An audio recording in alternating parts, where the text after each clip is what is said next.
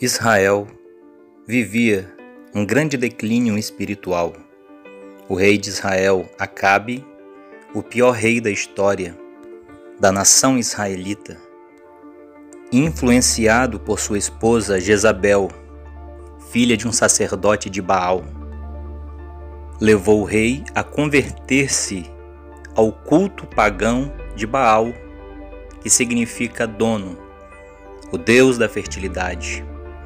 O culto a Baal passou a superar a adoração a Jeová. Diante da sua simplicidade, mas olhando além pela fé para a glória de Deus, Elias profetiza: tão certo como vive o Senhor, Deus de Israel, perante cuja face estou, nem orvalho nem chuva haverá nestes anos, segundo a minha palavra. Por 3 anos e meio não choveu. Deus sustentou Elias com a água do ribeiro de Querite, e a Bíblia diz que os corvos traziam a ele pão e carne. Mas o Senhor diz a Elias: vai, mostra-te a Acabe, porque darei chuva sobre a terra. Acabe, ao encontrar Elias, diz: és tu o perturbador de Israel? Porém Elias responde: eu não, mas tu e a tua casa, pois deixastes o Senhor e seguiste a Baalins. Quando eu olho para Elias, eu vejo um dos profetas mais marcantes da Bíblia Sagrada, sua ousadia, sua fé, sua intimidade com Deus. Elias não experimentou apenas vitórias, mas também derrotas na sua caminhada. Elias viveu montes, mas também viveu vales. Nós, obreiros do Senhor, não seremos diferentes. Alcançaremos bênçãos da parte de Deus, mas também enfrentaremos desertos. Em 1 Reis, capítulo 18, Elias desafia 450 profetas de Baal e 400 profetas de Aserá, dizendo: até quando cocheareis entre 2 pensamentos? Se o Senhor é Deus, segue-o, mas se Baal, segue-o. Os profetas de Baal clamaram em alta voz, se retalharam, mas a Bíblia diz que não se ouve voz no céu. Elias zomba, dizendo: gritem mais alto, talvez ele está dormindo ou viajando. Mas os falsos profetas se mostraram vencidos.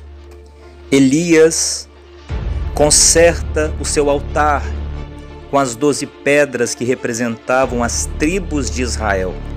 Colocou os pedaços de carne e derramou água sobre o altar por 3 vezes em 4 cântaros. E de joelhos fez uma oração dizendo: Deus de Abraão, Isaque e Jacó, manifeste hoje o teu poder, pois pelo teu nome fiz todas essas coisas. Responde-me, responde-me, para que este povo conheça que há Deus em Israel. E diz a Bíblia que fogo caiu do céu, consumiu a carne, consumiu a lenha e lambeu a água. E todo o povo de joelhos começou a gritar dizendo: só o Senhor é Deus. A exemplo de Elias, também viveremos tempos de montes, de vitórias, de bênçãos, mas também viveremos vales espirituais, lutas, tempestades, sofrimentos, mas não esmoreça. O nosso Deus é Deus dos montes e dos vales. Sob a ameaça de Jezabel, Elias fugiu, foi para o deserto e, deitando-se debaixo de um zimbro, pediu a sua morte. Ele estava desanimado, cansado, sentindo-se fracassado. Havia uma crise de depressão. o peso do ministério fazem muitos obreiros desejarem partir. Mas a Bíblia diz que o anjo do Senhor o tocou e lhe deu pão e água e disse a ele: levanta-te e come, porque cumprida será o teu caminho. Deus não desiste de você, Ele renova as suas forças. A Bíblia diz que Elias caminhou 40 dias e 40 noites até Horebe, o monte de Deus. Mas Elias entra dentro de uma caverna. A narrativa bíblica diz que veio um vento que quebrava a penha, veio um terremoto e um fogo, mas por fim, a Bíblia diz que veio uma voz mansa e delicada dizendo: que fazes aqui, Elias? Por que você parou de pregar? Por que você parou de louvar? Não desista do seu chamado, retome o teu caminho.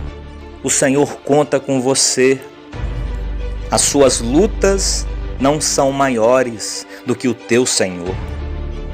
Elias justifica dizendo: tenho sido zeloso, mas deixaram teu concerto, derrubaram os teus altares, mataram os teus profetas, e eu fiquei só.